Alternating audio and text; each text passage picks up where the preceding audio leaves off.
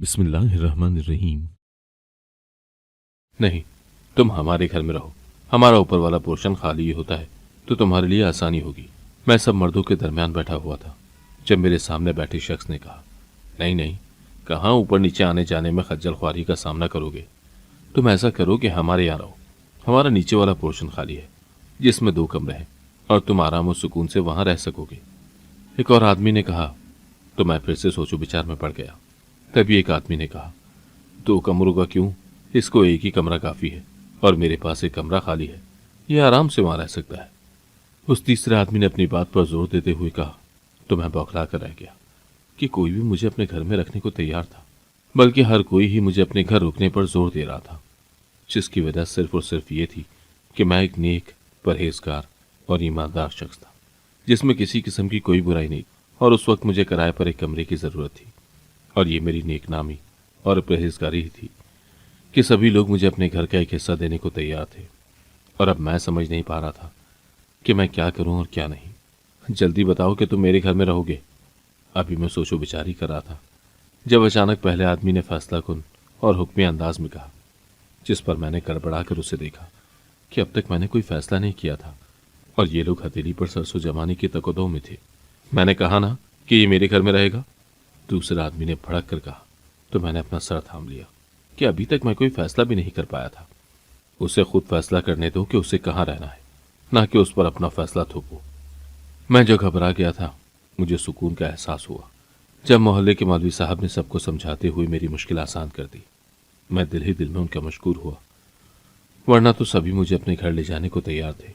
हाँ तो बताए ना ये कि इसे किसके घर में रहना है। उन्हीं में से एक आदमी ने कहा तो मैंने सर झटका। मौलवी साहब को देखते ही देखते मैंने फैसला किया और कहा, मुझे मौलवी साहब के घर में रहना है। मेरा इतना कहना ही था कि हर तरफ सन्नाटा छा गया और फिर एक एक करके सभी लोग यहाँ से चले गए। अब वहाँ सिर्फ 2 ही लोग रह गए थे, मैं और मौलवी साहब। मौलवी साहब मुझे देखकर मुस्कुराए और बोले कि मेरे घर के ऊपर वाला कमरा खाली है, तुम चाहो तो वहाँ रह लो। मौलवी साहब ने पेशकश की तो मैंने भी सर हिला दिया और अपना सामान उठाकर उनके पीछे चल दिया। ये मेरी नेकनामी ही थी कि मौलवी साहब ने न कोई एतराज़ किया था और न ही कोई सवाल, और मुझे अपने घर पर किराए पर रख लिया था। मौलवी साहब का घर 2 मंजिला था। नीचे 3 कमरे, 1 किचन, 2 बाथरूम और 1 हॉल था, जबकि ऊपर बस 2 ही कमरे, 1 किचन और 1 अटैच बाथरूम था।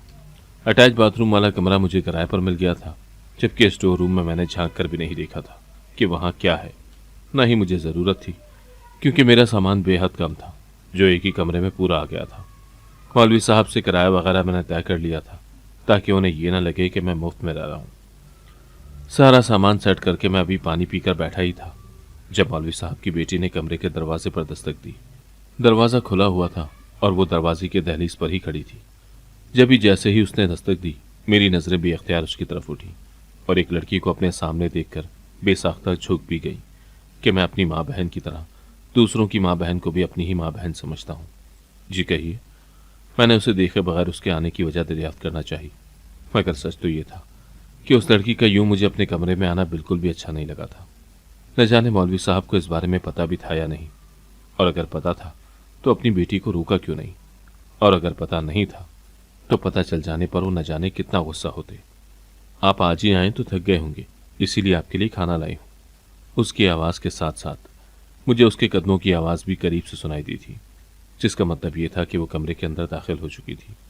मैंने कुनखियों से उसे देखा तो वो तबाही पर ट्रे रख रही थी, साथ में पानी का जग भी था, जबकि स्टील का गिलास पहले से ही कमरे में मौजूद था।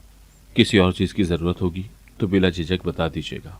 वो जाते जाते रुक कर पलटी और कहकर जाने लगी जब मैं उसे देखे बिना बोल उठा, आप या कोई और खातून ऊपर के कमरे में ना आइएगा, मुनासिब नहीं लगता, मौलवी साहब को भी बुरा लगेगा। मैंने संजीदगी से कहा, मगर दूसरी तरफ से कोई जवाब न मिला, बल्कि वो खामोशी से नीचे जा चुकी थी। मैंने भी गहरा सांस भरकर ट्रे उठाई तो वहां बिरयानी मौजूद थी, जिसे देखकर मेरी भूख चमक उठी थी, क्योंकि सामान उठाकर लाते और सेट करने के दौरान थकन और भूख बढ़ गई थी। और अब इतनी थकावट के बाद मुझ में बिल्कुल हौसला नहीं था कि मैं खुद कुछ बना सकता या जाकर बाजार से ही ले आता। इसीलिए मैंने यही सोचा था कि ऐसे ही सो जाऊंगा, मगर भला हो मौलवी साहब की बेटी का, जिसने इतनी लजीज और जायकेदार बिरयानी मुझे दे दी थी। बिरयानी खाने के दौरान बिरयानी के जायके से मुझे अपनी अम्मा याद आ गई, जिसके हाथ में बेहद जायका था। और अरसा हुए मुझे अपनी अम्मा के हाथ का खाना खाए, क्योंकि मेरी अम्मा अब इस दुनिया में नहीं थी, बल्कि 5 साल पहले ही इस दुनिया से रुखसत हो गई थी। यूं तो मैं शहर में तन्हा ही रहता हूँ, लेकिन गांव में मेरा बड़ा घर है, जिसमें मेरे 3 भाई, 3 भाभियां और उनके 4-4, 5-5 बच्चे रहते हैं। सभी छोटे हैं, मगर गांव के स्कूल में पढ़ते हैं। जब तक वो स्कूल में रहते हैं तब तक तो घर में अमन शांति और सुकून छाया रहता है, लेकिन जैसे ही वो 10-12 बच्चे घर आते हैं तो लगता है जैसे 2 कौमों के दरमियान जंग हो रही हो और एक दूसरे पर गोला बारूद फेंका जा रहा हो। घर में हर वक्त यही हाल रहता है और अपने अपने बच्चों को संभालने की कोशिश में मेरी तीनों भाभियां हलकान हो जाती हैं। हम कुल 4 भाई और 2 बहनें थीं। मैं अपनी सभी बहन भाइयों में सबसे छोटा और अम्मा के बेहद करीब था। अब्बा की अपनी ज़मीनें थीं जिनमें वो काश्तकारी किया करते और वहाँ से आधी से ज़्यादा फसलें शहर ले जाकर बेच देते, जिससे हमारा गुजर बसर बहुत अच्छे तरीके से हो रहा था। वक्त यूं ही गुजरता रहा। मेरी अम्मा बहुत नेक और दीनदार खातून थी। मेरा ज़्यादा वक्त उनके पास गुजरता था, तो वो दीन की सारी बातें और सारा इल्म मेरे दिमाग में भी मुंतकिल करती जाती थी। साथ ही साथ गांव के स्कूल में भी पढ़ रहा था। करते करते मैं 15 साल का हो गया और तभी मेरे अब्बा की मौत हो गई। कुछ अरसा वो शदीद अलील रहे और उसी बीमारी में वो अपने खालिक के हकीकी से जा मिले थे। उसके बाद बड़े भाइयों ने ही ज़मीन का सारा काम संभाला। पहले भी वो अब्बा के साथ काम करवाते थे, लेकिन अब सारा कुछ उनके सर पर आ गया था। मैं सबसे छोटा था तो इन सब जिम्मेदारियों से बचा हुआ था और भाई सब कुछ संभालते थे। वक्त गुजरता गया और मेरे बड़े भाइयों के साथ साथ मेरी दोनों बहनों की भी शादी हो गई और वो अपने ससुराल रुखसत हो गई। भाभियों ने घर का निज़ाम संभाल लिया। खाना पकाना वही सब करती, मगर मैं हमेशा अम्मा के हाथ का बना खाना खाता, क्योंकि मुझे अम्मा के आगे हर किसी का पकाया खाना फीका लगता था। मेरी उम्र अब 22 बरस हो चुकी थी। मेरी तालीम मुकम्मल हो चुकी थी और अब मैं अपने लिए शहर में कोई नौकरी ढूंढने लगा था। अम्मा चाहती थी कि मैं भी भाइयों के साथ ज़मीनों पर काम करूं, मगर मुझे इस सब में कोई दिलचस्पी नहीं थी। मैं पढ़ा लिखा था और साफ सुथरा काम करना चाहता था। अपने भाइयों की निस्बत मैं बेहद दीनदार और कम गो था। 5 वक्त का नमाजी और परहेजगार शख्स था, और ये सब कुछ सिर्फ मेरी अम्मा की वजह से था। अगर वो ना होती तो मैं भी आज भाइयों की तरह दुनियावी कामों में उलझकर अपने खुदा को भूल गया होता। मगर फिर अचानक मेरी अम्मा भी मुझे इस दुनिया में अकेला छोड़कर इस दुनिया से पर्दा फरमा गई थी, जिसके बाद मैं टूट कर रह गया, क्योंकि मैं सबसे ज़्यादा अपनी अम्मा से मोहब्बत करता था। अम्मा के बाद मेरा गांव में दिल नहीं लगता था और भाई भी अब मुझे उकसाने लगे थे, बल्कि मुझ पर दबाव डालने लगे थे कि मैं ज़मीनों पर काम में उनका हाथ बटाया करूं। मगर तभी मुझे शहर में नौकरी मिल गई और मैं 23 साल की उम्र में शहर आकर बस गया। वैसे भी अम्मा के बगैर गांव वाला घर मुझे काट खाने को दौड़ता था। बहनें भी कभी कभी ही आती थी कि उनके ससुराल वाले बेहद सख्त लोग थे और उनको ज़्यादा मैके नहीं आने देते थे। मैंने यहाँ आकर किराए पर छोटा सा घर ले लिया और यहीं रहने लगा। सारा दिन मैं काम पर होता और शाम को 5 बजे वापस आने के बाद खाना बनाता। कुछ देर बाहर निकलकर चहलकदमी करते हुए हमसायों वगैरह से भी गपशप लड़ा लेता, जिससे मेरी सबसे जान पहचान होने लगी थी। किसी की बेटी, बहन, माँ या बीवी को कहीं भी देखता तो मैं फ़ौरन नज़रें झुका लेता। 5 वक्त की नमाज पढ़ता और अपने सारे फ़राइज़ वक्त पर अदा करता, जिससे लोग भी मुझे परहेजगार और नेक समझने लगे थे। यहाँ आने के 10 साल बाद अचानक भाई ने मुझे घर बुलवाया और मैं गया तो तंग रह गया, क्योंकि घर पर मार का हुआ पड़ा था। तीनों भाभियां मेरी शादी अपनी अपनी बहन से करवाना चाहती थीं और एक दूसरे से नाराज़ थीं। यही नहीं, बल्कि अगले दिन बहनें भी अपने ससुराल से आ गई कि उनके ससुराल वालों का कहना है कि तुम्हारे छोटे भाई की शादी उनकी बेटी से होगी, वरना उनको भी घर से निकाल दिया जाएगा। तब मुझे समझ में नहीं आया कि मैं क्या करूं।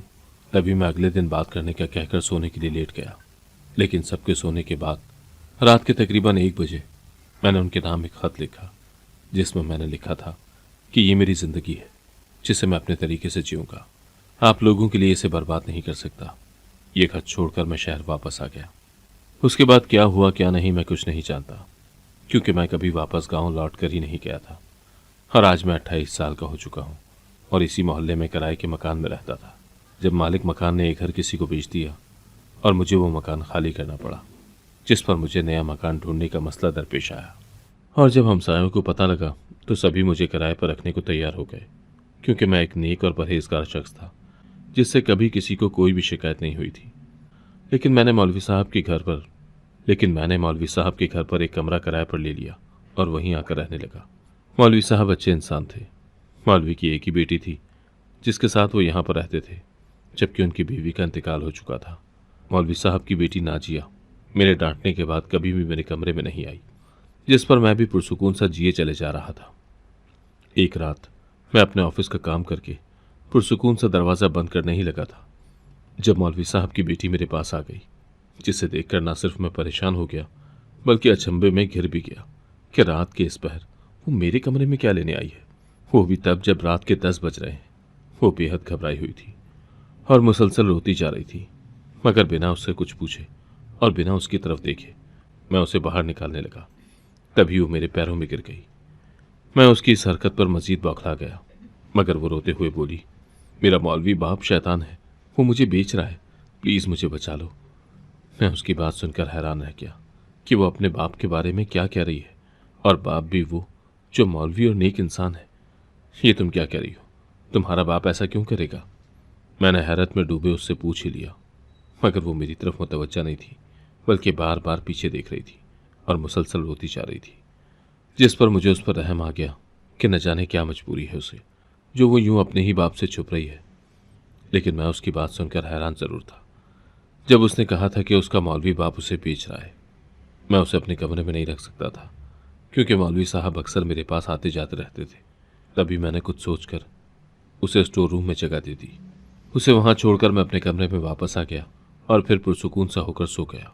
मौलवी साहब 1-2 बार ऊपर आए, मगर मेरे कमरे से होकर वापस चले गए, क्योंकि वो जानते थे कि उनकी बेटी नाजिया ऊपर नहीं आती और ना ही मैं इस किस्म का आदमी हूँ। उस स्टोर रूम में मैंने उस दिन के बाद से झांका तक नहीं था, ना ही नाजिया की खैर खबर लेने की कोशिश की थी, क्योंकि मौलवी साहब की खामोशी से मुझे पता लगा था कि नाजिया वापस नीचे चली गई होगी, और यही सोचकर मैं बेहद मुतमईन हो गया था। इस बात को कुछ दिन गुजर गए थे, जब एक दिन मैं खाने का सामान लेने बाहर गया। कुछ देर में खाने का सामान लेकर घर आया तो मोहल्ले वाले सभी वहां जमा थे, जिस पर मुझे शदीद हैरत हुई। मगर इससे पहले कि मैं किसी से कुछ पूछता, अचानक सभी मोहल्ले वाले मुझे मुबारकबाद देने लगे, जिस पर मैं हैरान रह गया कि न जाने ऐसी क्या बात हो गई है कि सब मुझे मुबारकबाद दे रहे हैं। मैंने पूछना चाहा, मगर कोई मुझे कुछ बोलने ही नहीं दे रहा था, बल्कि सभी पुरजोश होकर मुझसे बातें किए चले जा रहे थे। और फिर यूं ही बातें करते करते मुझे एक बार फिर से मुबारकबाद देते हुए वापस चले गए थे। मैं हैरत ज़दा से घर के अंदर आया। नीचे वाला पोर्शन खाली था। मुझे वहाँ कोई भी नज़र नहीं आ रहा था, ना ही किसी की मौजूदगी का एहसास हो रहा था। इससे पहले कभी मैंने ये सब नोट नहीं किया था, मगर आज न जाने क्यों मैं हर चीज़ को परखने लगा था। मैं इस बात पर ताज्जुब का शिकार होता ऊपर की जाने पड़ा, मगर ऊपर पहुंचते ही मुझे स्टोर रूम से किसी बच्चे के रोने की आवाज़ सुनाई दी, जो कि स्टोर रूम से ही आ रही थी। स्टोर रूम में बच्चा? मगर कैसे? ये सवाल मेरे जहन में गूंजा, जिसका जवाब हासिल करने के लिए मैं तेज़ी से स्टोर रूम की जाने बढ़ा।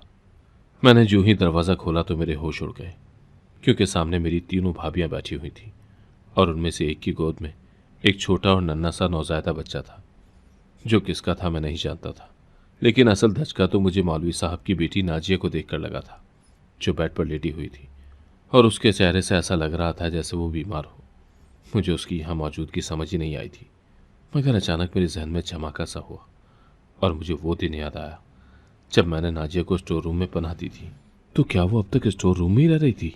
ये सवाल शिद्दत से मेरे मन में गूंजा था, जिस पर मैंने बेयकीनी से नाजिया को देखा, जो बेहद मुस्कुरा मुस्कुरा कर मेरी भाभियों से बातें कर रही थी। मेरी भाभियों की नज़र जो ही मुझ पर पड़ी, वो तीनों लपक कर मेरी तरफ आईं और बच्चा मेरे हाथों में थमाकर मुझे मुबारकबाद देने लगी कि मुबारक हो, तुम बाप बन गए हो। मंजली भाभी ने कहा तो मैंने फटी आंखों से उन्हें देखा। इतनी भी क्या नाराज़गी थी कि तुमने वापस गांव का रुख ही नहीं किया? एक बार बात तो करते, हम अपना फैसला तुम पर थोपते ही नहीं, बल्कि जहां तुम कहते वहां तुम्हारी शादी कर देते। मगर तुम तो घर ही छोड़कर चले गए और यूं कहे कि ना पीछे वालों की खबर ली, ना अपनी कोई खैर खबर पहुंचाई। अब की बार छोटी भाभी ने कहा, लेकिन मैं उनके शिकवे कहाँ सुन रहा था। मैं तो अपने हाथों में मौजूद उस छोटे मगर खूबसूरत से बच्चे को देख रहा था, जो मेरा नहीं था, लेकिन भाभियां उसे मेरा बनाने पर तुली हुई थी। और ना सिर्फ भाभियां, बल्कि मोहल्ले वाले भी शायद नहीं, यकीनन मोहल्ले वाले मुझे उस बच्चे की ही मुबारकबाद दे रहे थे। तुम क्या गए, घर की सारी रौनक ही ले गए। मालूम है तुम्हारे बाद सारे बच्चे तुम्हें कितना याद करते थे। तुम्हारे भाई तो 2 साल तक तुम्हें ढूंढने में हलकान होते रहे, लेकिन वो मिलते हैं जो गुम हो गए हों। जो जानबूझकर छुप जाए वो ढूंढने से भी नहीं मिलते। ये तो भला हो मौलवी साहब का, जो तुम्हारे खानदान वालों को ढूंढते हुए हम तक आन पहुंचे। बड़ी भाभी ने यासियत भरे लहजे में कहते हुए आखिर में तंज किया, जिस पर मैं मजीद हैरत में डूब गया। मौलवी साहब की बेटी खामोशी से सबकी बातें सुन रही थी। तभी मेरी गोद में पड़ा बच्चा रोने लगा तो मुझे असल मसला याद आया। इससे पहले कि मैं भाभियों को बताता कि ये मेरा बच्चा नहीं है, तीनों भाभियां ये कहते हुए कमरे से बाहर निकल गईं कि अब अपना बच्चा और बीवी खुद संभालो, हम तो तुम्हारा ससुराल देख लें। भाभियों के जाने के बाद मैंने गुस्से से बच्चा नाजिया की गोद में दिया और भड़क कर पूछा, ये क्या तमाशा लगा रखा है तुमने? ये मेरा बच्चा नहीं है, ना ही तुम मेरी बीवी हो, फिर क्यों सबको बताती फिर रही हो कि ये मेरी औलाद है? मेरे भड़कने पर सहम कर वो पीछे को खिसकी। बाहर सब मुझे मुबारकबाद दे रहे, उस बच्चे की जो मेरा है ही नहीं। तुमने कहा था कि तुम्हारा बाप तुम्हें बेच रहा है, वो बुरा है, मगर लगता है कि बुरी तुम हो जिसने बाप से छुपकर बच्चा पैदा कर लिया और उस बच्चे को मेरा बच्चा कह रही हो। मैंने जहर खून लहजे में कहा तो वो फूट फूट कर रोने लगी, जिस पर मैं मजीद झुंझलाया और उसे बाजू से पकड़कर स्टोर रूम से बाहर निकालने लगा। जब सामने से मौलवी साहब को कमरे में आते देखकर मैं रुक गया, जो मुझसे नजरें चुरा रहे थे। ये मेरा बच्चा नहीं है मौलवी साहब, मैंने उनको देखकर बेसाख्ता अपनी सफाई पेश की, जिस पर मौलवी साहब ने गहरा सांस भरकर मुझे देखा और कहा, हाँ मैं जानता हूं कि ये तुम्हारा बच्चा नहीं है। मौलवी साहब के कहने की देर थी। मैंने शुक्र का सांस लिया कि उन्हें मुझ पर यकीन है, वरना मेरी नेकनामी पर हर्फ आ जाता, जो मुझे किसी तौर का वारा नहीं था। तो फिर आप मेरे खानदान का पता करते करते मेरे गांव कैसे और क्यों पहुंच गए? मैंने वो सवाल किया जो मेरे जहन में कुलबुला रहा था। बताता हूं, पहले तुम बैठ जाओ। मौलवी साहब ने कहा तो मैं बेड पर बैठ गया। मेरी नज़रें मौलवी साहब पर थीं, जो थे तो 40 बरस के, मगर इस उम्र में भी वो काफ़ी फिट थे कि 30 साल के लगते थे, जबकि उनकी जवान बेटी नाजिया 20 बरस की थी। बच्चा अब मौलवी साहब की बेटी नाजिया के पास था, जिसे चुप करवाने की वो तकदो कर रही थी। मौलवी साहब ने मेरी तरफ देखा और कहना शुरू किया, नाजिया जब 15 साल की थी तब इसकी माँ मर गई। वो मेरी तायाजाद थी और उम्र में मुझसे 5 साल बड़ी थी। वो एक अच्छी औरत थी। यही वजह थी कि ज़िंदगी में मुझे कभी इस बात का शिकवा ना हुआ कि मैं उससे उम्र में छोटा हूँ। जब तक वो जिंदा रही हमने एक खुशगवार ज़िंदगी साथ गुजारी, मगर उसके बाद जैसे मैं अकेला पड़ गया।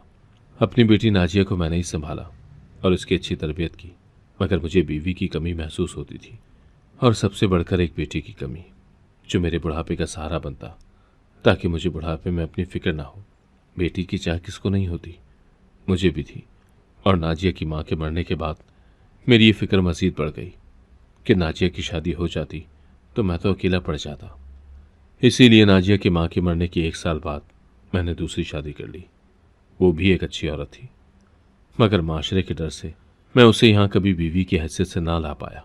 मुझे लोगों का डर था कि कहीं वो ये ना कहें कि मौलवी होकर और ख़ास तौर पर इस उम्र में दूसरी शादी कर ली, जब बेटी भी जवान हो रही है। लोग हमारे हालात या ज़रूरतें नहीं समझते, बस ताने कसने या बातें सुनाने में आगे आगे होते हैं। और कोई बूढ़ा अगर दूसरी शादी कर ले तो उसकी जान खा जाते हैं। सबसे बढ़कर मुझे नाजिया की फिक्र थी कि अगर मेरी शादी की खबर लोगों को हो गई तो न जाने इसकी शादी भी हो पाएगी या नहीं। तभी मैंने अपनी बीवी को सबसे छुपाकर दूसरे घर में रखा। वो 30 साल की बेवा थी, जिसकी औलाद नहीं थी, और भाई उसे रखना नहीं चाहते थे।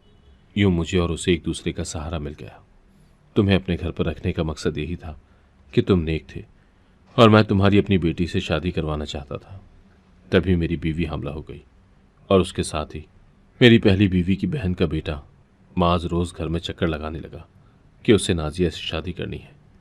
वो शराबी लड़का है और मैं हरगिज़ नाजिया को उसे नहीं सौंप सकता था। तभी नाजिया से उस रात अपने बारे में वो सब तुमसे कहने को कहा था कि तुम नाजिया को स्टोर रूम में रहने दो। माँ से मैंने झूठ बोल दिया कि नाजिया अपने ताया के घर गई हुई है। वो रोज़ आता, मगर नाजिया को ना पाकर वापस चला जाता। मोहल्ले में मैंने ये बात फैला दी थी कि अब तुम मेरे दामाद हो और तुम्हारा नाजिया से निकाह हो चुका है। सबको मना भी किया था कि इस बात की मुबारकबाद या तफ्तीश तुमसे न करें कि तुम एक परहेजगार शख्स हो, जिसको पसंद नहीं कि उसकी ज़ाती ज़िंदगी को ज़ेर बहस लाया जाए, जिस पर किसी ने भी तुमसे इस बारे में बात न की और तुम अनजान रहे। मैंने तुम्हारे ख़ानदान का पता लगा लिया और ये सब किया ताकि तुम इनकार न कर सको। मैं जल्द ही तुम्हें बता देने वाला था, मगर तभी मेरा बेटा पैदा हुआ। बच्चे की पैदाइश के बाद मेरी बीवी शदीद बीमार पड़ गई थी।